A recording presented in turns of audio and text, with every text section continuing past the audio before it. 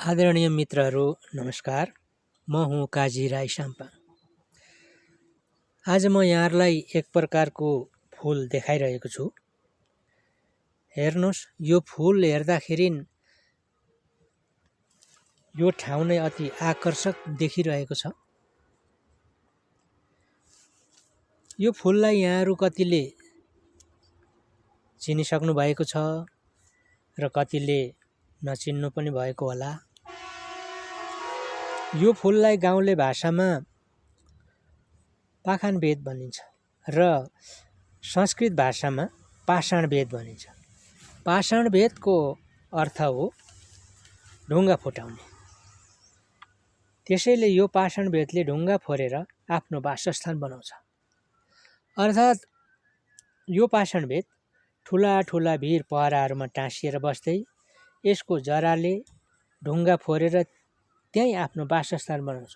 यो बहुवर्षीय वनस्पति हो। त्यसैले हामी देख्न सक्छौँ भिर पहरामा यो फूल फुलिरहेको हुन्छ। यो पाषाणबेत माघ महिनादेखि फुल्न सुरु गरी चैत्र महिनासम्म देख्न सकिन्छ।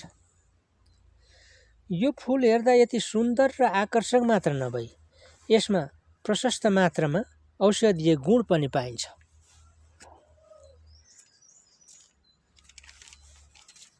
यो पाषाणबेत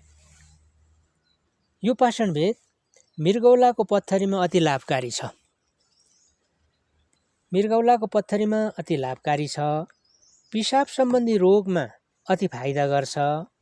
त्यस्तै गरेर दम, पुरानो खोकी, श्वास नलीको सङ्कुचनमा लाभ पुर्याउँछ। त्यसै गरेर वात व्याधिमा फाइदा गरी समस्त दुखाइ दर्दमा सन्चो गराउँछ।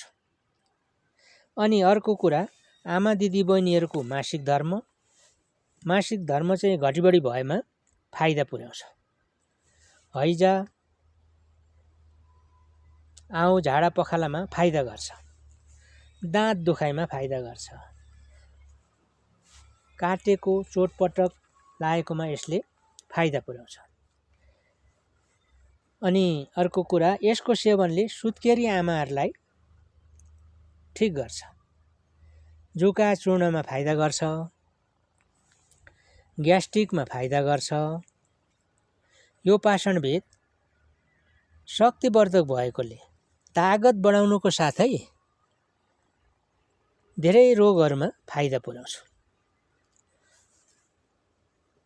हवस् त, आजलाई यति। यो भिडियो अन्तिमसम्म हेरिदिनु भएकोमा यहाँहरूलाई धन्यवाद। यहाँहरूको जीवन सुखमय रहोस्। धन्यवाद।